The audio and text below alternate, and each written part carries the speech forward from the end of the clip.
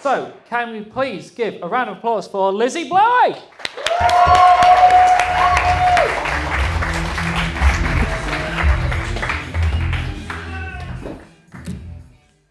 Hi.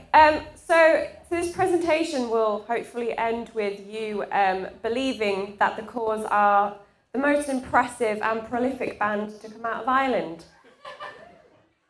I have started the presentation, by the way. Yeah. So I think, and I hope that you will think as well, that they're the best thing to come out of Ireland since Father Ted. You will. Thank you. Yes.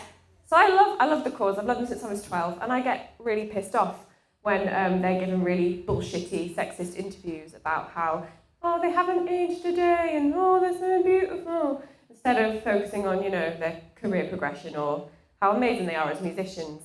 So I'll give you a quick overview about who the Corrs are. So you have Jim, Sharon, Andrea, and Caroline. They're all siblings. They're from Dundalk in Ireland.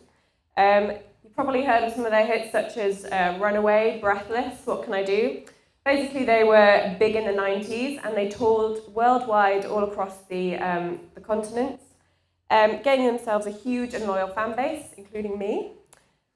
So they toured from 1995 to 2005, and then after 2006, I've skipped a bit, they have sold more than 40 million albums worldwide, which is pretty impressive. And I think everybody had a copy of Talking Corners, their second album, at some point in their homes in the 90s. That's just the way it was.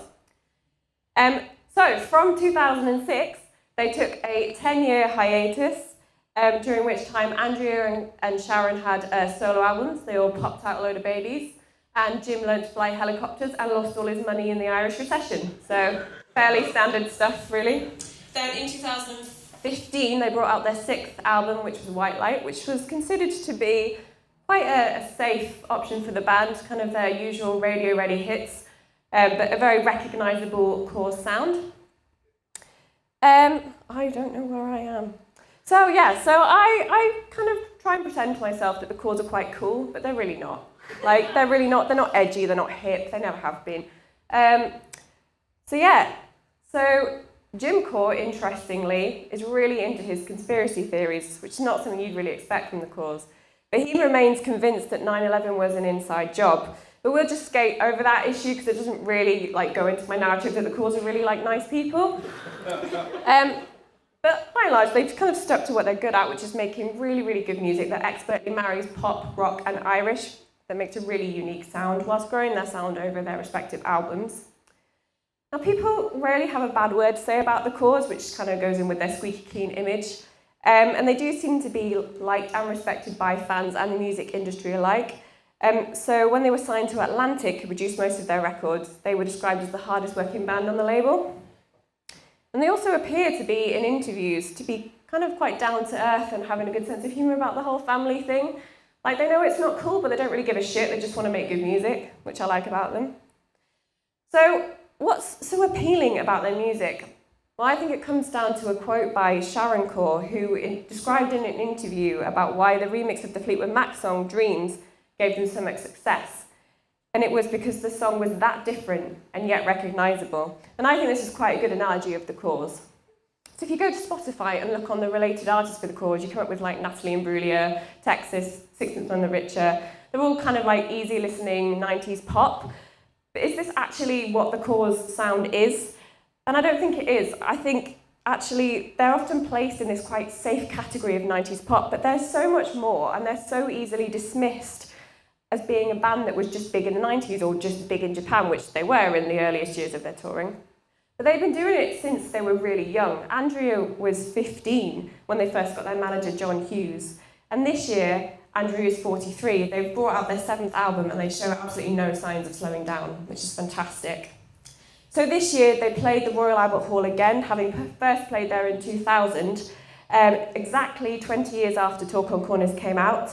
And the gig they played was played with just as much energy and passion as it was 20 years ago. So they now have a new album that's come out last Friday, which is very exciting, called Jupiter Calling. It's a more earthy, more raw sound than they've had on previous albums. It's been recorded live. It's been produced by T-Bone Burnett. And I think it's fair to say they've been unafraid with this album. Now, Lewis King made it very clear that there are to be no sales pitches in this talk. So I'm not saying that you should buy this album, but it is available now if you would like to.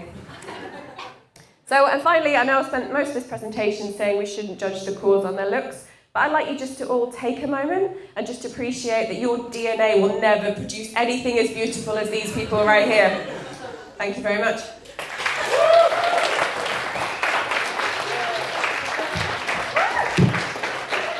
Just to clarify, Lizzie, you're not working on commission for them, are you? No, unfortunately not. But I am available if they ever want to hire me for anything. I will quit my job and divorce my husband and go live with Andrea Corr and just be a bitch. Yeah, not like a Corrs tribute band, just a Corrs appreciation lecturer or something. I'll just be there I'll do anything.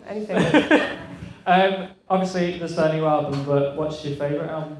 My favourite album has to be Unplugged. It was the first album I ever heard. That was recorded in 1999 live. It was recorded in Dublin, and it's just an amazing album. Everyone YouTube it.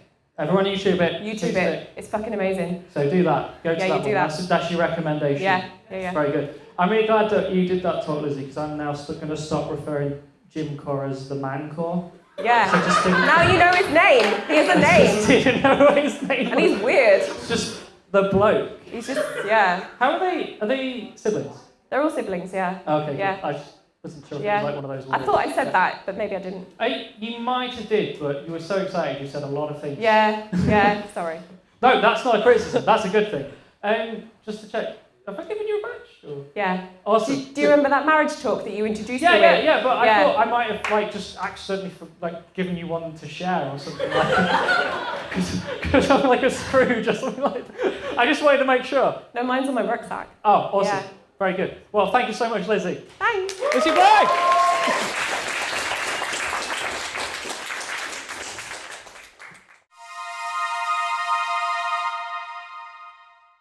Thanks for watching. If you enjoyed this video, you can see others on the Bettakultcha YouTube channel. Subscribe now and you'll be notified when new ones are uploaded.